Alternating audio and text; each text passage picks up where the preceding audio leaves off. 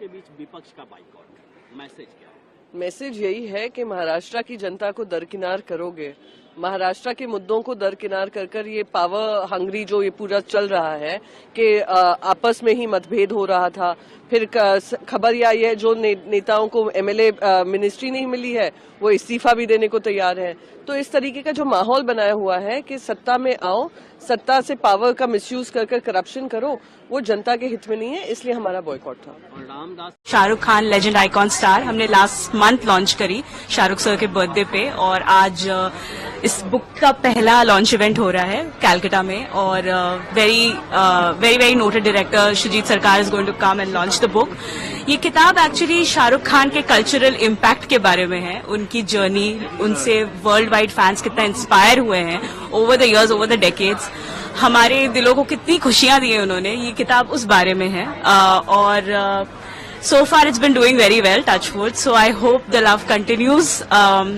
मैं चाहती हूँ कि दुनिया में सब जिन्हें भी थोड़ी सी मोहब्बत है बॉलीवुड की तरफ, वो ये किताब पढ़े और थोड़ा खुश हो जाए। आज नागपुर में इतिहास बना है 39 एमएलएज जिन्होंने शपथ लिया है, जिसमें से 33 ऐसे हैं जो कैबिनेट दर्ज पे और 6 हैं जो राज्य दर्ज उनको मिला है। बीजेपी क्योंकि सिंगल लार्जेस्ट पार्टी है, 16 कैबिनेट मंत्री, हमारे शिवसेना को 9 मिला है और एनसीपी अजीत पवार फैक्शन को 8 मिला है। इसमें से आप देखेंगे तो राज्य मंत्री की बात करें तो बीजेपी के पास हैं 3, शिवसेना के पास है 2 और एनसीपी के पास है 1।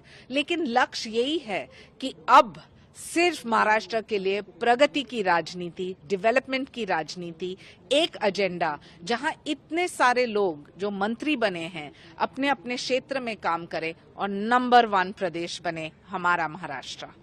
आज से विधानसभा का शीतकालीन जो सत्र है वो शुरू हो रहा है, और इसके लिए हम लोग आउटर गार्डन की सुरक्षा व्यवस्था के लिए हम लोगों ने व्यापक प्रबंध किए हैं, जिसमें विधानसभा के चारों तरफ जो मुख्य चौराहे हैं वहां पर पीएसी का, सिविल पुलिस का डिप्लॉयमेंट किया गया है। चारों तरफ हम लोग सीसीटीवी कैमरे से निगरानी कर रहे हैं, और जितने भी हमारा फायर एक्सटिंग्विशर, फायर टेंडर और एटीएस का कंपोनेंट सभी डिप्लॉय किया गया है, और सभी को प्रॉपर जो है ब्रीफिंग की गई है कि किसी भी प्रकार का यहाँ पर प्रॉपर निगरानी रखी जाए और सतत चेकिंग व्यवस्था जो है वो दुरुस्त रखी जाए।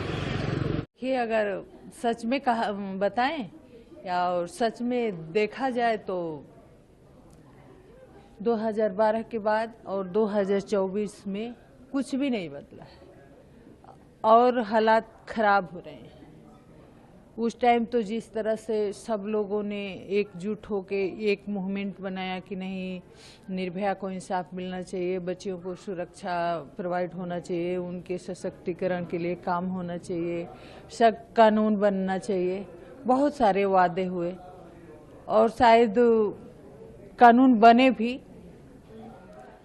लेकिन जो आज के हालात हैं उसको देख के तो हमें नहीं लग रहा है कि नहीं हम बच्चियों के लिए खास कुछ कर पाए हैं, या हमारे कानून के वजह से किसी को इंसाफ मिल गया, या उसके डर से किसी ने बच्ची के साथ क्राइम नहीं किया या उसको जान से नहीं मारा। सारी चीजें और बदतर से हुई है और गंदे तरीके से हुई है। तो कहीं ना कहीं हमें यही लग रहा है कि नहीं, बहुत कुछ बदला, लेकिन अगर कुछ नहीं बदला है तो जो हमारे देश में बच्चियों के साथ क्राइम हो रहे हैं, किसी को इंसाफ नहीं मिल रहा है। और सबसे दुख की बात है कि आज भी हम 12 साल बाद उसी मुद्दे पे बात कर रहे हैं और उस निराशा के साथ बात कर रहे हैं कि आज की हालात तो ऐसे है कि कहीं दूर दूर तक ये नहीं लग रहा है कि नहीं हमें या और किसी बच्ची को या माँ बाप को इंसाफ मिलेगा। क्योंकि अब तो हालात इतने बिगड़ गए हैं कि 6-6 महीने 4-4 महीने तक मुजरिम ही पकड़ में नहीं आते हैं। साफ सुथरा अगर किसी को इंसाफ मिलना है, किसी को सजा मिलनी है तो साफ सुथरी केस कोर्ट में जाना चाहिए। ये तो प्रूफ होना चाहिए कि आखिर अगर बच्ची की जान गई है, उसके साथ क्राइम हुआ है तो किसी ने तो किया है, अपने आप तो कुछ होता नहीं, किसी ने तो किया है। लेकिन आज का तो हालात है कि कोई पता ही नहीं चल रहा है कि आखिर मुजरिम कौन है, क्राइम किसने किया। तो बहुत दुख की बात है कि आज भी हम उसी समस्या से जूझ रहे हैं। तो कहीं ना कहीं हमें इस चीज पे बात करनी चाहिए। आज जो प्रोग्राम है इसी चीज पे है, तो इस पे बात करनी चाहिए। मैं तो बल्कि यही कहना चाहूंगी, आपका चैनल पूरे वर्ल्ड में जाता है, तो इसके माध्यम से हम यही कहना चाहिए कि सब कुछ हो रहा है, तो हमें राज्य सरकारों को, पुलिस को, हमारे जो महिला संस्थाएं हैं उनको, सबको मिलकर इस पे हर मुद्दे से हट के इस पे बात करनी चाहिए कि आखिर अगर सब कुछ है तो किसी को इंसाफ क्यों नहीं मिल रहा है, अगर ऐसे क्राइम क्यों हो रहे हैं, इतनी हालात खराब क्यों है। तो हम यही चाहेंगे कि नहीं, इस चीज पे बात हो, जो भी हमारे कानून हैं उस पे काम हो। प्रियंका गांधी वाड्रा कह रही है कि वेस्ट जो बांग्लादेश में जो भी हो रहा है, केंद्र सरकार को बांग्लादेश में जो भी हो रहा है इस पे बात करनी चाहिए और उन तमाम माइनॉरिटी को दिल्ली लेकर आना चाहिए, भारत में लेकर आना चाहिए। मुझे लगता है कि प्रियंका गांधी जी ने बोला होगा, लेकिन जिस तरह बांग्लादेश में माइनॉरिटीज पर, मतलब हिंदुओं पर जो अत्याचार हो रहा है, ये बात अच्छी नहीं है। मुझे लगता है कि उनका जो इंटरनल मामला है, उस मामले में अभी वहां की सरकार बदल गई है और प्रियंका गांधी का जो करना है वह सभी लोगों को इधर लाना चाहिए। तो जरूर भारत सरकार उनके प्रोटेक्शन के लिए वहां के प्रधानमंत्री के साथ बातचीत कर रही है और वहां के लोगों को भी वहां के प्रधानमंत्री अपील कर रहे हैं।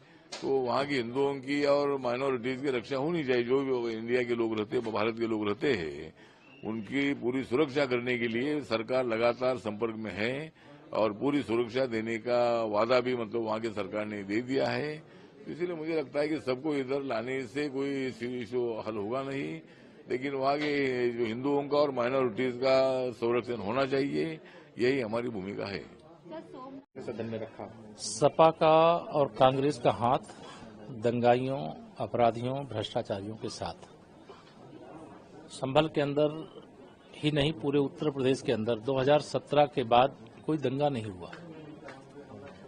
समाजवादी पार्टी के सांसद और विधायक के वर्चस्व की जंग की, कह लीजिए, भेंट चढ़े हैं जो 4 लोग वहां मारे गए और पुलिस ने तो बहुत बड़ी संख्या में लोगों को बचा लिया, अन्यथा संभल का मतलब हाल बेहाल हो गया होता। लेकिन समाजवादी पार्टी और कांग्रेस पार्टी में मुस्लिम तुष्टीकरण की राजनीति करने की समय होड़ लगी हुई है। जो गठबंधन 2024 के लोकसभा चुनाव में इनका बना था, वह गठबंधन विधानसभा के उपचुनाव में टूट ही गया था। अब दोनों ने अलग अलग राहें पकड़ ली है और यह तुष्टीकरण की राजनीति के लिए अब न तो उत्तर प्रदेश में कोई स्थान है, न देश में कोई स्थान है। देश में सबका साथ, सबका विकास, और इसी विश्वास से पूरा देश आगे बढ़ रहा है।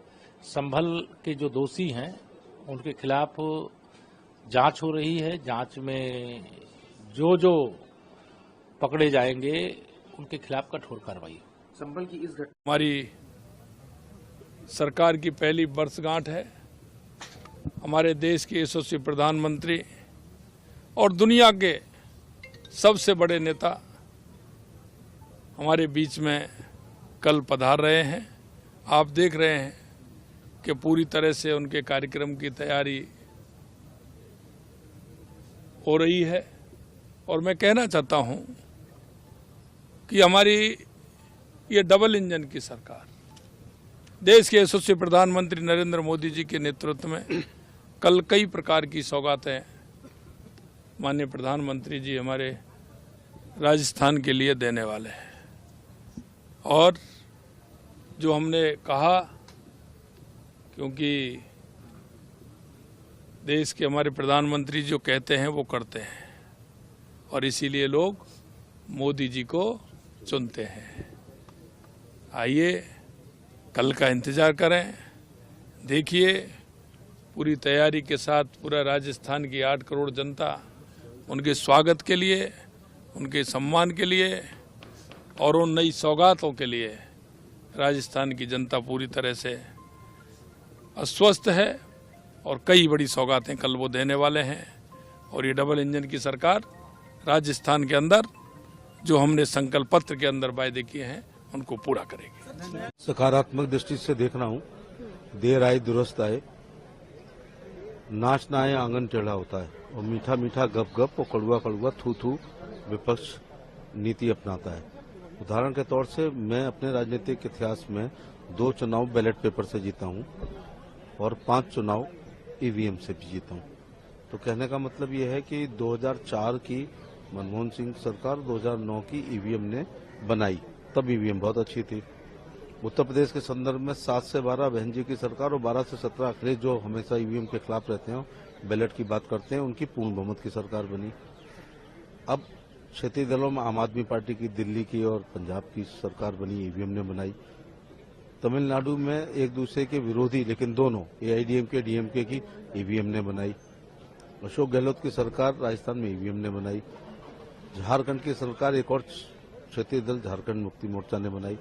पश्चिम बंगाल की भी सरकार 2-3 बार से ईवीएम बना रहा है। तो जब पक्ष में फैसले आते हैं तो ईवीएम बहुत अच्छी होती है, पक्ष में नहीं आते हैं तो ईवीएम पर शक करते हैं। ये लोकतंत्र का अपमान है, चुनाव आयोग का अपमान है और देश की जनता का अपमान है। आज जो कहा है मैं उसका स्वागत करता हूँ और वही सच है। और वही मतलब सबसे बड़ा सवाल ये आ रहा है कि विपक्ष के जो इंडिया अलायंस की पार्टी जो है वही आके सामने से ये कह रहे हैं, अभिषेक बैनर्जी कह रहे हैं, उमर अब्दुल्ला कह रहे हैं कि भाई इस तरीके से अनाप शनाप नहीं बोलना चाहिए, और अगर ऐसी बात है, अभिषेक बैनर्जी कह रहे हैं, तो वो इलेक्शन कमीशन में जाए, दिखाए कि कैसे ईवीएम हैक होता है। हमारे यहाँ इलेक्शन कमीशन संवैधानिक संस्था है, उसके अलावा कभी किसी को दिक्कत है तो जुडिशरी में भी वो माननीय हाई कोर्ट और माननीय सुप्रीम कोर्ट भी जा सकते हैं, और वो अगर सोचेंगे कि कुछ याचिका में दम है तो संज्ञान में लेते भी हैं। तो कई बार आत्मा से भी बयान आते हैं राजनीति में। तो उमर अब्दुल्ला का, अभिषेक बनर्जी के इस बयान का मैं स्वागत करता हूँ, वो यथार्थ है और सच है। कोई और विशेष व्यवस्था जरूर नहीं चाहिए। मैं यहाँ से जाकर मेरे साथियों से कुछ सचिव भी आए हैं, डीआईजी भी आए हैं, हमारे सचिव दूसरे जो नक्सल प्रभावित क्षेत्रों का काम लेते हैं वो भी आए हैं। सब मिलकर जरूर छत्तीसगढ़ सरकार को साथ में लेकर कोई योजना बनाएंगे जिससे इतनी बड़ी क्षति जो आपके परिवार की हुई है, उस क्षतिपूर्ति तो ईश्वर भी अब नहीं कर सकता, परंतु इसमें हम सहयोग जरूर कर सकते हैं। सहयोग क्या कर सकते हैं इसका कोई न कोई प्रारूप देकर हम जरूर करेंगे। बहुत अच्छी व्यवस्था की है। मैं तो साधुवाद देता हूँ सीएम और डिप्टी सीएम को कि हर आईजी की ऑफिस में 2 घंटा शहीद और नक्सलवाद के भोग बने हुए परिवारों की ग्रीवेंसेस को समाप्त करने के लिए रखा है। मेरा आग्रह है मुख्यमंत्री जी को कि वो 2 घंटा कलेक्टर भी अगर आईजी की ऑफिस में बैठते हैं तो काफी सरलता हो जाएगी। और मेरा आप सबसे भी अनुरोध है कि आप एडवांस में ही पत्र लिखकर आपकी समस्या अगर उनको बता देंगे तो आप जब जाओगे तब उस पर कोई न कोई प्रशासन का टिप्पणी नहीं पाएगा। मेरा आप सभी से आग्रह है कि ये जो अभियान भारत सरकार ने हाथ में लिया है, छत्तीसगढ़ सरकार ने हाथ में लिया है, नक्सल मुक्त भारत का, इसको आपका आशीर्वाद मिले, आपका समर्थन मिले, आपके परिवार का समर्थन मिले, और आपके परिजनों ने जो त्याग किया है, बलिदान दिया है, और आपकी जो क्षति हुई है, ऐसा क्षति कोई और परिवार का न हो, ऐसा बस्तर न बना पाए, ऐसा छत्तीसगढ़ और ऐसा भारत न बना पाए, यही हमारा उद्देश्य है। आज आप सब लोग यहाँ पर आए गए, समय की मर्यादा के कारण मैं सभी लोगों को अपने स्थान पर जाकर नहीं मिल सकता, इसलिए विनती किया था कि 28-88 परिवार के लोग आए हैं। मेरे लिए बहुत आनंद का विषय है कि आपको मिलना हुआ, संतोष का भी विषय है और संवेदना का भी विषय है। के लिए एक फ्यूचरिस्टिक विजन अपनाया है। हमने अपनी आर्थिक साझेदारी में इन्वेस्टमेंट लेड ग्रोथ और कनेक्टिविटी पर बल दिया है और निर्णय लिया है कि फिजिकल, डिजिटल और एनर्जी कनेक्टिविटी हमारी भागीदारी के अहम स्तंभ होंगे। दोनों देशों के बीच इलेक्ट्रिसिटी ग्रिड कनेक्टिविटी और मल्टी प्रोडक्ट पेट्रोलियम पाइपलाइन स्थापित करने पर काम किया जाएगा। सामपुर सोलर पावर प्रोजेक्ट को गति दी जाएगी। साथ ही श्रीलंका के पावर प्लांट्स के लिए एलएनजी सप्लाई की जाएगी। फ्रेंड्स, भारत ने अब तक श्रीलंका को $5 बिलियन की लाइन्स ऑफ क्रेडिट और ग्रांट सहायता प्रदान की है। श्रीलंका के सभी 25 जिलों में हमारा सहयोग है और हमारे प्रोजेक्ट्स का चयन सदैव पार्टनर देशों की विकास प्राथमिकताओं पर आधारित होता है। देखिए, आज स्पीकर का बड़प्पन देखिए। प्रियंका जी का कोई प्रश्न नहीं था और हमारे जितने सांसद बैठे रहते हैं सब हाथ उठाते हैं पूरक के लिए, लेकिन प्रियंका जी को समय मिला। इस बड़प्पन के लिए एक ट्वीट करना चाहिए आज प्रियंका जी को। बाकी उनकी जो बातें हैं, मैं समझता हूं ये सदन में प्रियंका जी आई हैं नई, उनको एक ऐसा परिचय देना चाहिए जिसमें वो सारे देश की लगें, सबका साथ सबका विकास, इस भावना को वो भी समाहित करें। देखो जी, दल्लेवाल जी की तबीयत जो है वो गंभीर है। आज 20 दिन हुए उनको। सरकार को तुरंत इसका संज्ञान लेना चाहिए और बातचीत करनी चाहिए और बातचीत करके समाधान निकालना चाहिए। जहां तक बॉर्डर पे रोके जा रहे हैं वो अप्रजातांत्रिक है। प्रजातंत्र में सबको अपनी बात कहने का अधिकार है।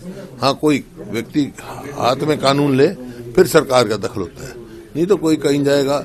अब अनिल विज का बयान आया था, अनिल विज जी का, कि भाई पहले दिल्ली से परमिशन लो। भाई अनिल विज जी दिल्ली जाते हैं, परमिशन लेके जाते हैं, तो परमिशन सबका अधिकार है। दिल्ली देश की राजधानी है और उन्होंने कहा था भाई शुरू में ये कहा था ट्रैक्टर ट्रॉली मत लेके आओ। उन्होंने उसकी बात मान ली। अब उनको आने देना चाहिए। ये जो रोका जा रहा है ये गलत है। कल केंद्रीय लेवल के अधिकारी भी मुलाकात करने के लिए पहुंचे थे डल्लेवाल जी से। ठीक है, बातचीत से समाधान निकालना चाहिए, तुरंत समाधान निकालना चाहिए। उनकी मांग जायज है। एमएसपी जब ये 3 कानून वापस लिए, जब उस समय ये आश्वासन दिया गया था, कमेटी भी बनाई गई थी, लेकिन सालों गुजर गए इस बात को। बहुत सी पॉलिटिकल पार्टीज के लीडर भी वहां डल्लेवाल को समर्थन देने के लिए पहुंच रहे, तो क्या आप भी जानते? देखो, मैं तो डल्लेवाल जी से अपील करता हूं कि अपना ये अनशन वापस लें और किसानों की लड़ाई लड़ें, आगे किसानों की बात करें। सर, आप भी, क्योंकि हमारे बड़ी चिंता है उनके स्वास्थ्य की और उनके जीवन जो है बहुमूल्य जीवन है हमारे लिए। पेच कहाँ फंसा हुआ लगता है आपको? क्योंकि आपने भी खुद स्वामीनाथन आयोग की रिपोर्ट के जो चेयर वो लागू करने की बात की थी, आप भी उसमें थे, तो कहाँ पेच लग रहा है, कहाँ पे दिक्कत है? नहीं, तो सरकार की नीयत पे बात है, कोई पेच नहीं। या मैं तो अपने वर्किंग ग्रुप में भी ये कहा था, रिकमेंडेशन की थी कि ब्याज की जो है किसान पे जो फसली ऋण है उस पर 4% से ज्यादा ब्याज नहीं होना चाहिए। पहले कोऑपरेटिव बैंक करते थे, सारे देश में लागू कराया। प्रणब मुखर्जी वित्त मंत्री थे। और ये एमएसपी की गारंटी होनी चाहिए और उसका भाव जो है एमएसपी जो है स्वामीनाथन C2 प्लस 50% हो, ताकि खाद क्या, अब ये 2022 तक का किसान की आमदनी दुगनी करेंगे। दुगनी तो आमदनी तो करनी नहीं, लागत कई गुना बढ़ा दी।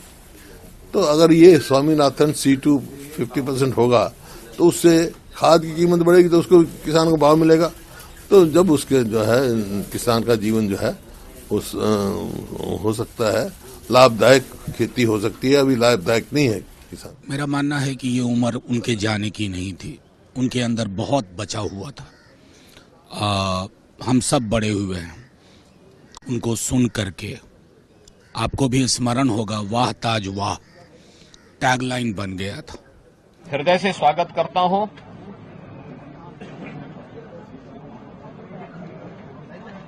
उत्तर प्रदेश विधानसभा और विधानमंडल देश ही नहीं बल्कि दुनिया के किसी भी राज्य का सबसे बड़ा विधानमंडल है।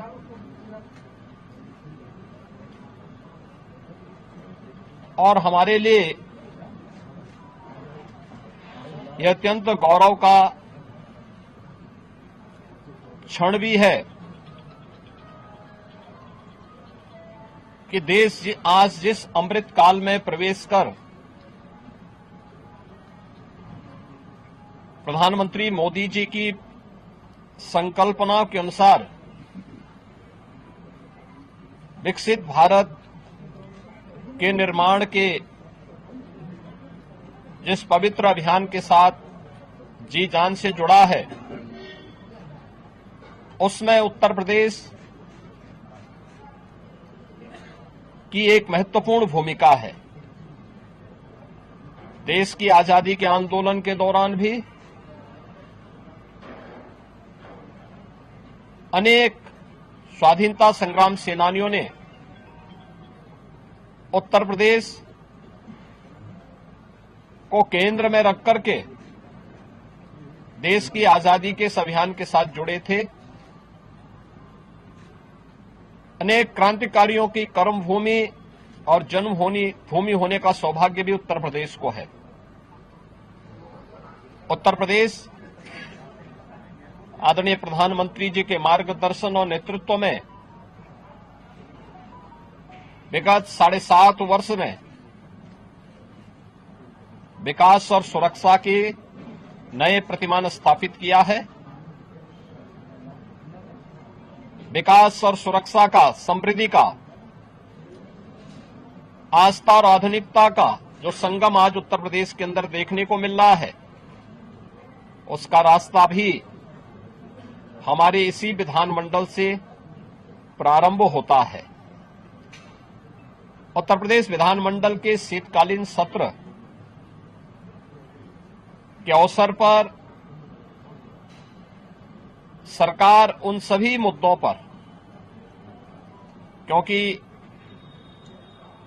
यहां पे विधायी कार्य तो इस सत्र में होंगे ही, विधायी कार्य के साथ साथ अनुपूरक बजट भी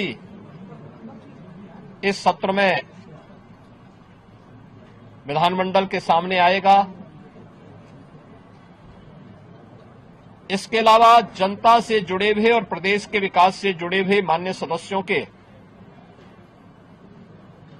महत्वपूर्ण सुझाव और उनके मुद्दे भी, जो जनता से जुड़े हुए मुद्दे हैं, उन मुद्दों को भी सदन में रखने का एक सुनहरा अवसर माननीय सदस्यों के सामने है। और इसीलिए मेरी अपील होगी सभी पक्षों से कि सदन की कार्रवाई सुगमता के साथ संचालित हो, आगे बढ़े, जनता से जुड़े हुए मुद्दे, विकास से जुड़े हुए मुद्दों पर एक सार्थक चर्चा हो। $1 ट्रिलियन की इकोनॉमी को प्राप्त करने के लिए जिस एक बड़े अभियान को प्रदेश सरकार ने अपने हाथों में लिया है, उसे प्राप्त करने के इस पवित्र महायज्ञ में हम सब भी भागीदार बने, सभी पक्ष भागीदार बने। इस दृष्टि से सरकार सभी का सहयोग और समर्थन इसके लिए चाहती है। इसके साथ ही ये हमारे लिए गौरव का क्षण होगा जब 2025 में 13 जनवरी से 26 फरवरी के बीच में दुनिया का सबसे बड़ा आध्यात्मिक, सांस्कृतिक और सामाजिक समागम महाकुंभ प्रयागराज का भव्य दिव्य आयोजन प्रयागराज की पावन त्रिवेणी के पवित्र स्थल पर होने जा रहा है। इन सभी मुद्दों पर सरकार चर्चा करने के लिए सदन में तैयार है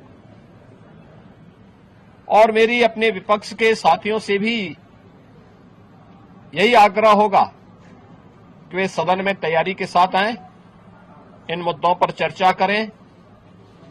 हर उस मुद्दे पर जो प्रदेश के हित में, नौजवानों के हित में, किसानों के हित में, महिलाओं के हित में, प्रदेश की समृद्धि और सुरक्षा के हित में होगा। सरकार उन हर मुद्दे पर चर्चा करने को तैयार है। आवश्यकता एक सार्थक बहस का मंच हमारा विधानमंडल बने, इसमें सबके सहयोग की भी अपेक्षा हम लोग रखते हैं। मैं एक बार फिर से शीतकालीन सत्र में सभी माननीय सदस्यों का हृदय से स्वागत करता हूं और विश्वास व्यक्त करता हूं कि उत्तर प्रदेश विधानमंडल लोकतंत्र के इस महत्वपूर्ण स्तंभ में कार्य सुगमता से संचालित हो रहा है और सार्थक मुद्दों पर चर्चा के लिए हमारा सदन जाने जाए। इस विश्वास के साथ मैं इस पूरे कार्यक्रम को सुगमतापूर्वक संचालन करने के लिए सबके सहयोग की भी हम लोग अपील करते हैं।